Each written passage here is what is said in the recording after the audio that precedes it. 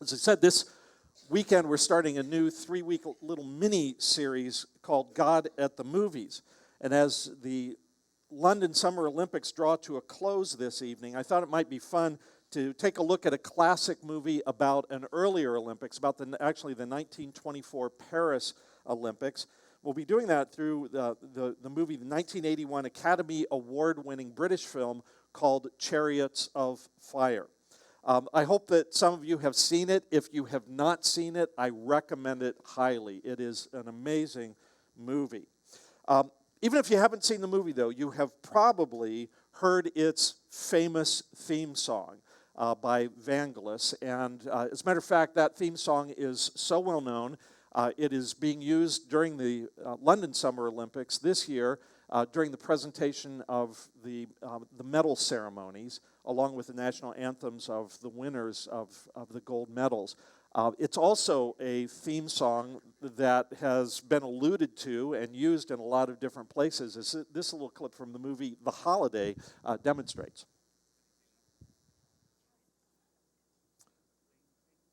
Oh, I'm sorry you're missing the sound because he's going do do do do do do.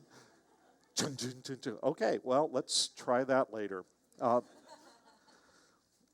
So if we could have the lights, please. You want to try to run it or not? Have you seen this?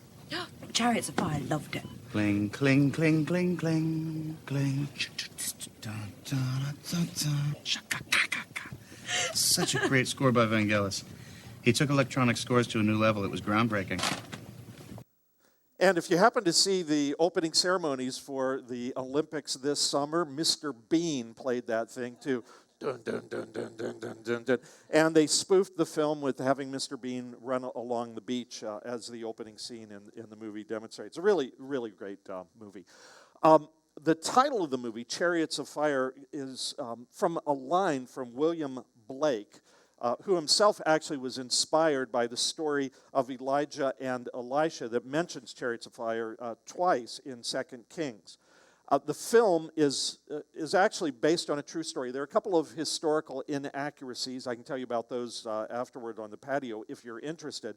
But the film basically follows two British athletes who represented Great Britain at the 1924 Paris Olympics. One was a devout Scottish Christian called Eric Liddell, who runs for the glory of God, and also because when he runs, he says he feels God's pleasure.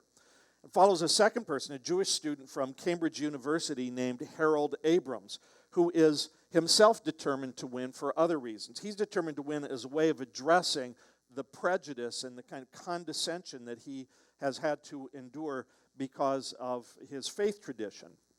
Early in the film, Eric Liddell addresses a group of people who have gathered to watch him run and to hear him speak. And they're obviously really interested in hearing him speak because Scotland, it's raining. They stand in the rain to hear him say these words. You came to see a race today, to see someone win. It happened to be me. But I want you to do more than just watch a race, he says. I want you to take part in it. I want to compare faith to running a race.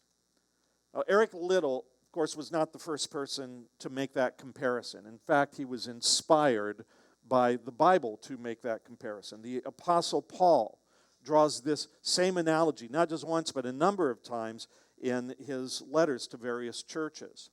Today's text is one such case, taken from his first letter to the church in Corinth. Now, we just finished up a series on Paul's social network, and you might remember from that series that the church in Corinth was a congregation that was in conflict. There was division in the church because of different classes of people in the church, different social circles, and so on. And it was a church that was also, and a lot of the members in that church were experiencing the kind of spiritual drift that Pastor Jonathan was talking about in last week's message on Demas. In an effort to instruct and to inspire members of this church in Corinth then, Paul paints a picture of the Christian faith drawing from a really familiar experience that the Corinthians would have shared. And as a matter of fact, it's an experience that we kind of share with them in a certain way ourselves, and that is a love of sports. 1 Corinthians chapter 9, it comes across a little bit in the English translation. If we were to read it in the Greek, it would be crystal clear. 1 Corinthians 9 is loaded, especially the passage we're looking at today. It's loaded with language drawn from the world of athletics. I mean, seriously, it reads like a passage from Sports Illustrated. And why is that? It's because Corinth was the center and one of the sponsors of, the chief sponsor of, the Isthmian Games. These were athletic competition that took place once every 2 years. They were second, in the ancient world, they were second only to the Olympics in the Greco-Roman world. Track and field events were sort of the centerpiece of the Isthmian Games. And so Paul, in writing to the Corinthians, and he could have been writing at a time when either they were just gearing up for, they were going through, or they were just kind of recent, part of their recent memory was a celebration of these Isthmian Games. Paul draws on the image of those Isthmian Games to grab the church's attention and to make a really important point to them. This is what he writes. He says, I'm going to read through the passage and break it down just a little tiny bit. Do you not know that in a race all the runners run, but only one gets the prize? Now, when he says, do you not know that in a race, the word he uses translated race is the word stadion. It's where we get the word stadium. So he's saying, don't you know that in a stadium, in a race that takes place in a stadium, all the runners run, but only one gets a prize. Now that's interesting because it's not like our modern day Olympics where you've got a gold medal and a silver medal and a bronze medal. There was a prize, and it went to the best. Do you not know that in a race all the runners run, but only one gets the prize? Run in such a way as to get the prize. Paul uses very same language in an autobiographical passage when he writes to the church in Philippi.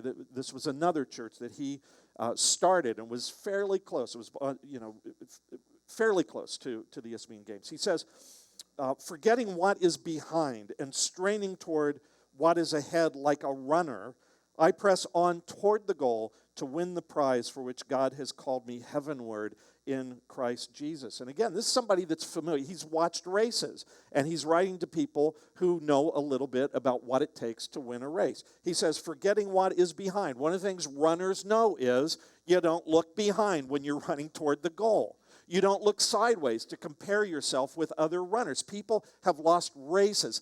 Hundreds of people have lost races because they're concerned about who they're competing against. You compete against yourself and you go toward the prize.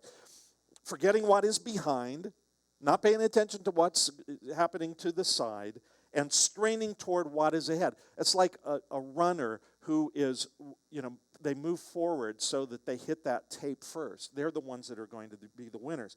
I press on toward the goal. What's the goal? To win the race, to win the prize for which God has called me heavenward in Christ Jesus. That's Paul writing about himself. Back to Corinthians. Run in such a way as to get the prize. Everyone who competes, he says, everyone who competes in the games goes into strict training. Again, this makes sense in terms of athletics and also in terms of faith. Phrase that's translated compete is a word that I actually talked a little bit about in our Paul Social Network series. The word translated competes is the word, ready for this, agonizomai. The person who wrestles, it literally means to wrestle with. The person who competes, who wrestles, who struggles to win. Run in such a way, and then it's followed by a word, this agonizomai is followed by a phrase that means total self-control. If you're going to win a race, if you're going to compete, if you're going to wrestle to win, you need self-control.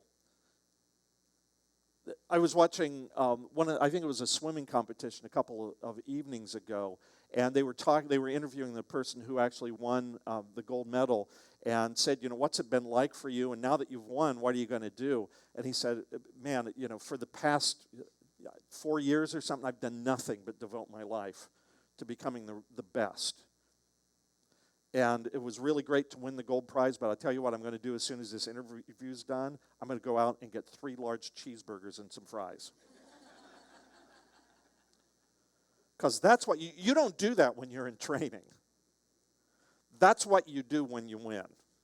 You celebrate before you go back into training. And that's what Paul's talking about. Paul is making the point. You may want to write this down. Paul's making the point that the people who win the prize are the ones who actually put in the effort. The ones who win the prize are the people who actually put in the effort. You know, a lot of us wish we could be really good at something. Well, guess what? Wishing you were good at something doesn't make you good at something. First time Harold Abrams wins or loses a race. By the way, Abrams had this history. He had never lost. In the movie, somebody asks him, gosh, how do you feel when you lose? He says, I've never lost. The very first time he loses a race, he is absolutely devastated. He says, I run to win. If I can't win, I won't run. Are we that serious about things that we run the race to win? Do we just wish that our lives were better? A professional trainer, and again, this is a real character, this really happened, professional trainer named Sam Musabini, after this loss that Abrams suffers, Sam Musabini offers his assistance to Abrams, and he promises that if he'll go into training, he can get Abrams another 2 yards. And 2 yards in the Olympics is huge, and it's enough to win the race. Abrams doesn't just wish then that he can do better. He actually works at it. He practices. He humbles himself for probably, one of the few times in his life. He humbles himself to actually learn from somebody else, and he takes this person's advice. And a whole bunch of the, of the next, number of months in his life is focused on just doing stuff that's really repetitive and probably really boring, but it's incredibly important. When they show training in a movie like Chariots of Fire, they only show maybe 20 seconds of it. And they make it really interesting, and they play this music and all this kind of stuff to say, you know what going into real training is like? It is repetitive. It's doing the same thing over and over and over again so you can get better at it. This is one of the reasons if you have children that are studying musical instruments and you hear the same thing over and over again, that's good. You don't say stop that racket. You want to encourage it, to have them play over and over and over again. Why is that? Because that's how you get better. Abrams practices. He puts in the effort. He pours his life into it. A couple of years ago, I got to hear a lecture by a guy named Malcolm Gladwell, who's pretty well-known author rather, and he wrote a book called Outliers. And in this book, Outliers, he explores the factors that contribute to high levels of success in a number of different areas. He looks at success in business. He looks at success in music. He looks at success in sports. He uses these different case studies. And this is one of the things that he discovered. He writes about something he calls the 10,000-hour rule. And what he has discovered is that the key to success in any field, to a large extent, is to practice the same task for at least 10,000 hours. 10,000 hours. Now, what's 10,000 hours work to? Well, that works out to about 5 years of practice, 40 hours a week. 2 weeks off. 5 years of your life, a full-time job, doing the same thing, and you will start to get good at something. Somebody came up to me yesterday who is a screenwriter, and he said, we have a rule among writers, too. You have to write at least 1 million words before you start getting good at it.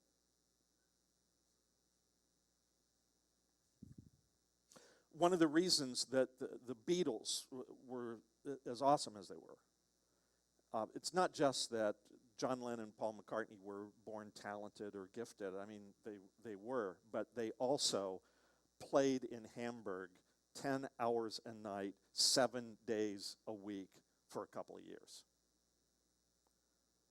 That's how you get good at things. Now, I want to make a point. Since Eric Liddell and since the Apostle Paul draws an analogy between running the race of life and the life of faith, or running a race and running the race of life and the life of faith, while it is true, it's absolutely true, this is fundamental, never get this piece wrong or else you'll miss out on the Christian faith completely.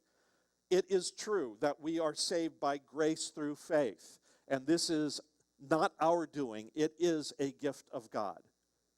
We are saved by grace through faith. It's not our own doing. It's the gift of God.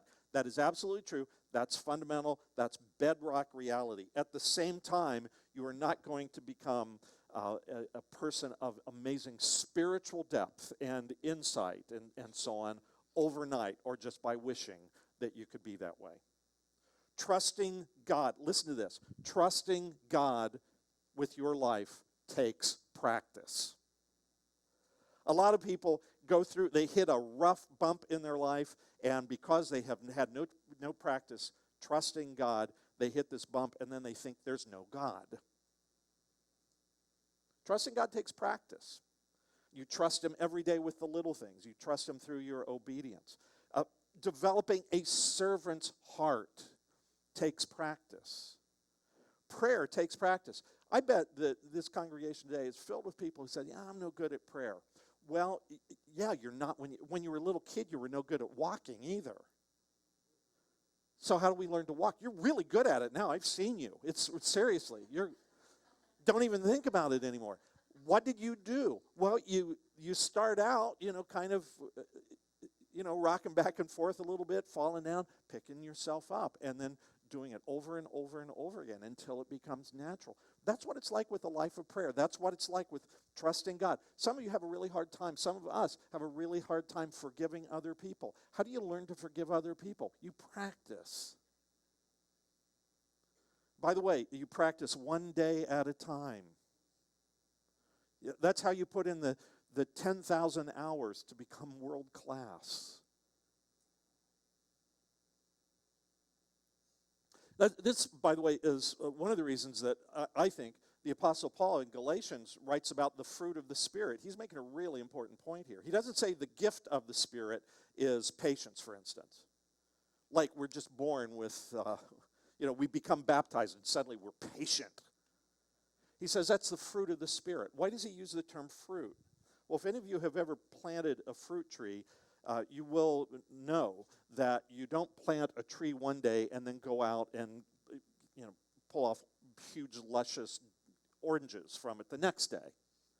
You plant a tree, and then you wait a couple of years, and during that period of time, you might get some little weird things growing on it, but you can't eat it. It takes time for the tree to mature to the point where it can actually bear fruit. People who are most blessed in the Christian life are the people who, built on this rock solid foundation of God's grace, put in the effort. They put in the effort not to earn their salvation, because we can't do that. That is a gift. But they live their ways as they receive the gift of God's grace. They live their way into spiritual maturity by trusting God totally, one day at a time. Now, the winner of an event at the Isthmian Games would be awarded, not with a gold medal, but with a ceremonial pine wreath. You know how Jesus wore a crown of thorns? This would be like a little crown or wreath made out of pine. And it was placed on a person's head as a sign of excellence. When Paul says everyone who competes in the games goes into strict training, they do it to get a crown. That word that's translated crown is Stephanos. And if your name's Stephen, or if you know somebody whose name's Stephen, their name comes from that word. It means this kind of crown. They do it to get a crown, a Stephanos crown. And in the New Testament, whenever a person, and this, Paul and others write about this on a number of occasions of human beings being given a crown as sort of a reward for the good things that they've done. Again, not because they've earned their salvation, but once they've received salvation as a gift, living in such a way to reflect that, we're rewarded with a crown. Every time in the New Testament that crown is described, it's always the word Stephanos, unless it's referring to Jesus. Jesus wears a different kind of crown. The crown Jesus wears is the diadem. That's the king's crown. Our Stephanos crowns are our rewards for Christian service that grow out of our salvation. Jesus' diadem crown is given to him by virtue of his being King of Kings and Lord of Lords. Go back to Paul. Everyone who competes in the games goes into strict training. Why do they do it? They do it to get a Stephanos crown that will not last, he says. It won't last. But we, Christians, we do it to get a crown that will last forever. Paul's making a really important point here to the church in Corinth. He's pointing out that those athletes they see competing in the Isthmian Games, they are going to put in 100% effort to get a wreath made out of pine that isn't going to last forever. And in contrast, the church in Corinth, these believers in Corinth who are engaged in all of this kind of conflict and who are involved in this spiritual drift and so on, they're putting in a half-hearted effort for something that's eternal. He's pointing out, man, isn't there something wrong with this? Putting in 100% effort for something that isn't going to last. And then being half-hearted about something that's going to have consequences for us and for other people for all of eternity. There's a disconnect here. There's a problem with this. And here's Paul's point, that those who win the prize know what's at stake. They know that this stuff is important. They see things in perspective. And he's lifting up a message, I think, to the church in Corinth that would really not be a bad message for the church in California or anywhere else in the world today. We have our interests, but so much of what we are interested in, so much of what we pour our time and talent and energy into is stuff that really, in the vast scheme of things, is here today and gone tomorrow. It'll be forgotten. Sports are great. Having your kids in sport is tremendous. I love movies. Movies are great. Music, awesome. Cars, books, food, all of that stuff. Nothing wrong with stuff in popular culture can be great fun. And by the way, we shouldn't feel bad about enjoying it. But we need to see it for what it is. It's temporary.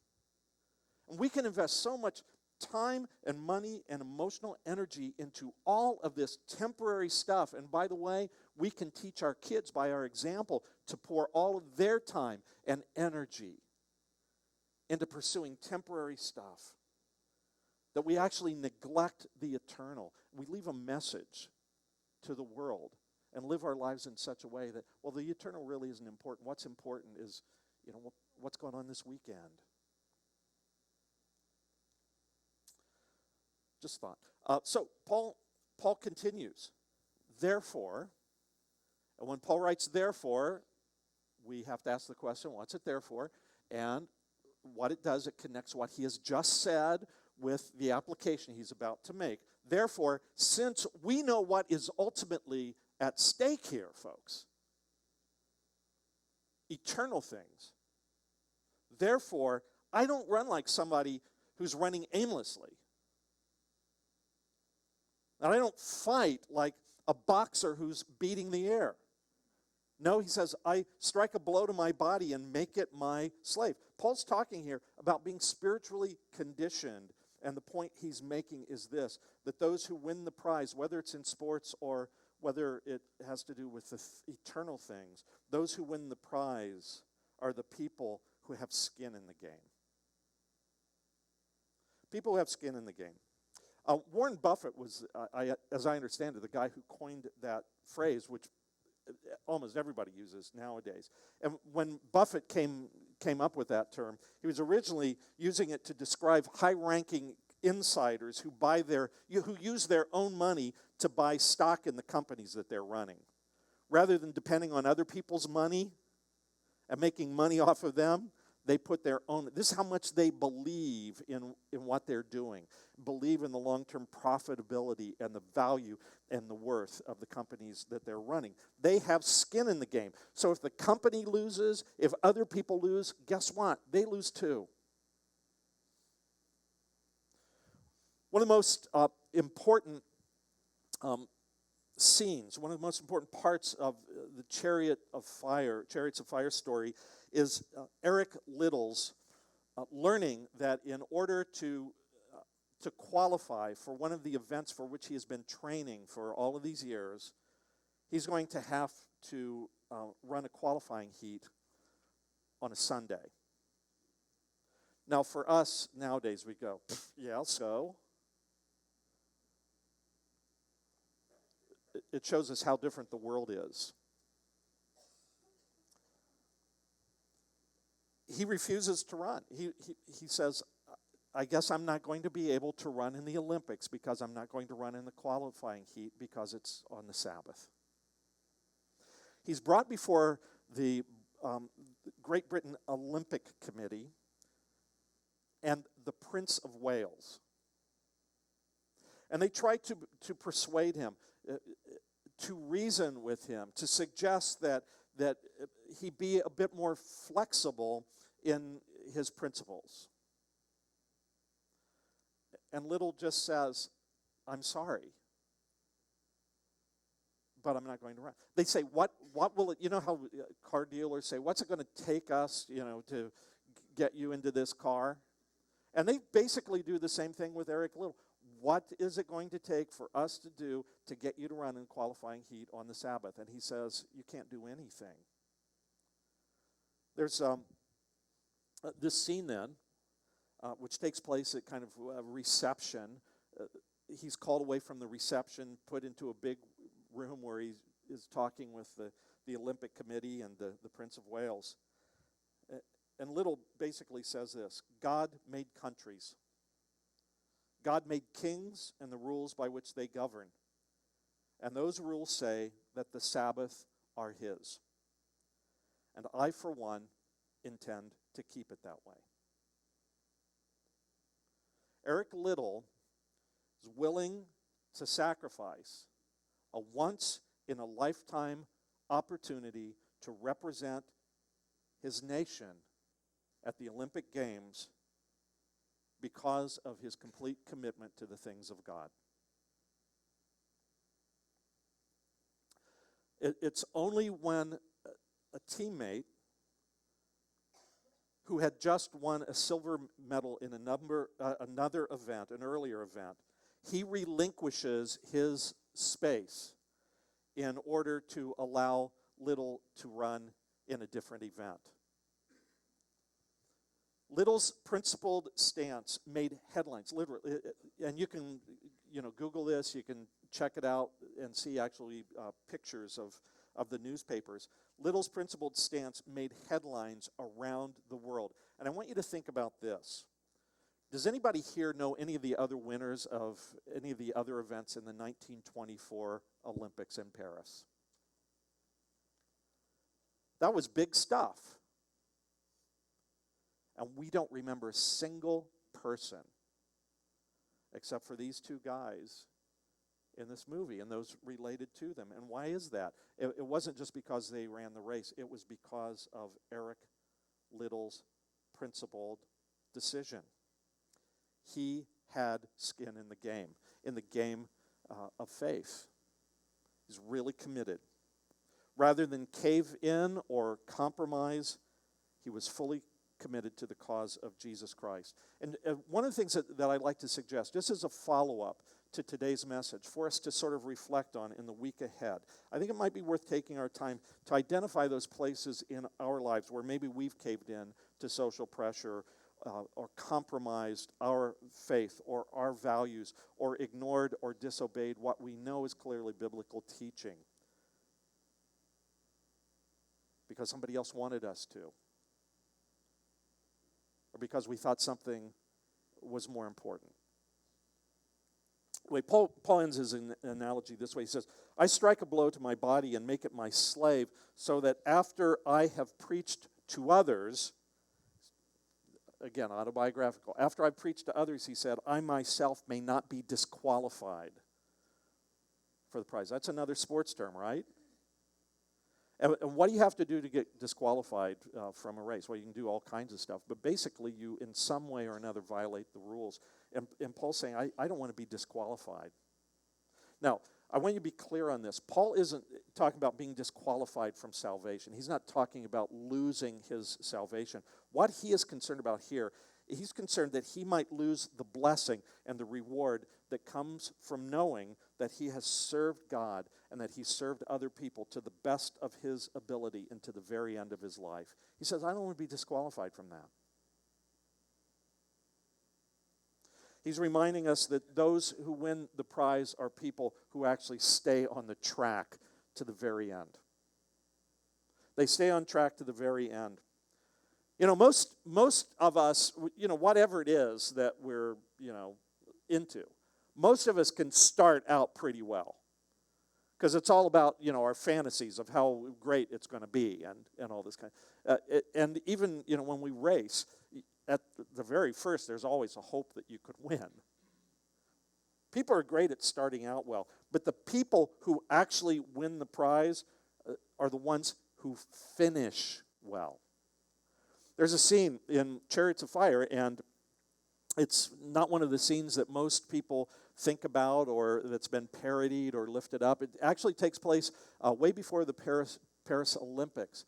At an event where Harold Abrams is actually sitting, the Jewish student from Cambridge is sitting in the benches, and he's watching Eric Liddell compete in a race. Now, what happens when we fall down?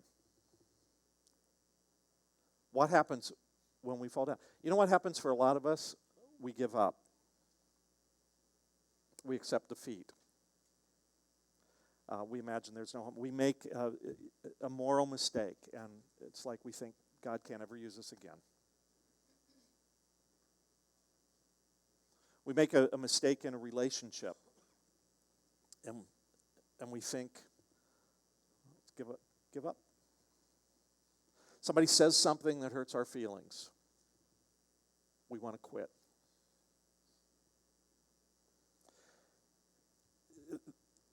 This scene that we see with Eric Liddell really is a lot like the life of the Apostle Paul. This was the legacy of his life. The very last letter that the Apostle Paul ever wrote, it was that we have in the New Testament, 2 Timothy. He sums up his life. And this is what he writes. And it's all sports language. I have fought the good fight. I have finished the race. I've kept the faith. Well, the question is, did he do that on his own power? The answer is no. No, not really, not on his own power. It was by God's grace. Every step of the way, we are saved by grace through faith. This is not our own doing. It's the gift of God. But here is what Paul did. Every day he surrendered his life to God. And when you surrender your life to God, you can go through all kinds of disappointment and heartache and hurt. You can experience failure. You can wish life were different. But once you feel that, you pick yourself up. And forgetting what lies behind, you strain forward toward the goal for the prize that awaits us through Christ Jesus. I have no doubt that there are probably people here today that for one reason or another feel like they're ready to basically give up on something. Give up on a dream, give up on a relationship, give up on God, give up on living life of integrity, give up on church, give up on a friendship. And who hasn't felt like giving up from time to time? But you know what? If you give up, you can't say what Paul says. I have fought the good fight. I have finished the race. I've kept the faith. That's why Paul was so eager to remind his friends at church in Philippi, church that he himself founded. He wanted to remind them, and by extension, to remind us to trust God always. Being confident of this, he writes, that he who began a good work in you will carry it on to completion until the day of Christ Jesus. He who began a good work in you will finish it, but it takes your cooperation. You can't quit. Elsewhere, Paul writes, we're going to reap this huge harvest if we don't give up, if we persevere. I love the Olympics. I'm not a huge sports guy, but I love the Olympics, and I watch as much of them as I can. I find them inspiring. But as much as I love the Olympics and find them inspiring, I am even more inspired by Jesus Christ and those who have followed him. And here's a message. If you don't get anything else out of today's message, I want you to hear this and take it to heart. Very few of us have been or ever will be world-class athletes. You might be good, but world-class, probably not. But by God's grace, every single person here today, by the power of the Holy Spirit, has it within their power to be a world-class Christian. And how do you do that? You put in the 10,000 hours. You trust God every day. You forgive people, even when you don't feel like it. You think people like to go through those repetitive practice routines? They don't. Why do they do it? Because of the prize. You may not feel like forgiving somebody. Forgive them anyway. You may not feel at the moment, I love God with all my heart, soul, mind, and strength. Love him anyway. Every person here today has it within their power to become a world-class Christian. And by the way, one of the big differences, and where the analogy falls to pieces, I think, is in the Isthmian Games, only one person won the prize. When it comes to the Christian faith, it says, whosoever. Whosoever. I think the prophet Isaiah put it perfectly. One of the great scenes in the movie Chariots of Fire has Eric Liddell actually sharing this. On the day he was supposed to have run that qualifying race that he refused to he was in church that day, and he was delivering a message on Isaiah chapter 40, verses 30 and 31, our text for today, in which he said, and Isaiah puts it perfectly, we'll close with this, even youths grow tired and weary, young men stumble and fall, but those who hope in the Lord will renew their strength. They will mount up with wings like eagles. They will run and not grow weary. They will walk and not be faint.